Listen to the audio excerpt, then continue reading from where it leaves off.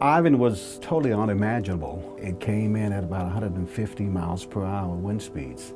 That's totally devastated the entire area. We were literally without power for 30 days or more. Food was hard to get, gas impossible to get. We had 2 changes of clothes. We thought, like always, you know, we're just gonna leave the house, we'll be back in a day or 2 and we'll bring water and everything will be all right. My neighbor called me while I was away and said, don't rush home because we don't have a home. One of the visuals was this truck across Pensacola Bay and not making it. Basically, the bridge had been dumped into the bay and he lost his life, and that was what I saw when we flew in. When a hurricane hits and destroys a community, it takes people's homes away. They're desperate. They don't have hope. They don't know if they have jobs or schools. And so they really look to strong leadership to point a way forward.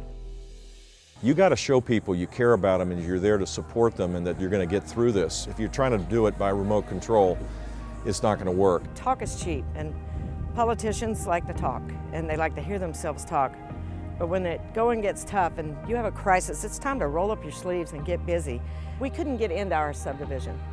So at night, there were people down there looting. And when he brought in that National Guard, I was proud of that. I was so happy to look down there, and at night I saw the National Guard down there with their lights. It meant a great deal to see our leadership concerned about the individuals, you know, asking questions in particular.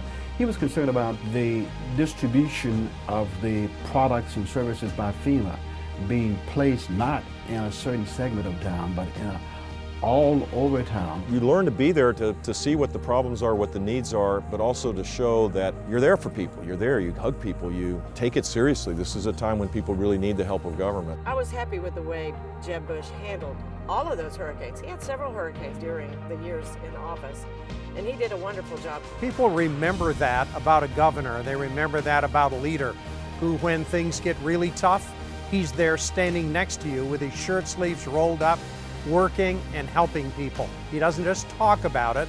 He doesn't just have a good rap. He's actually done it. There was no party, no ideology. It was all about service. When you're in a position where you're helping people, you got to put aside the 5-point plans and just go do it. I think it's time for a leader that can lead in crisis, and Jeb's proven that he can lead in crisis. When the time arrives, he will be there.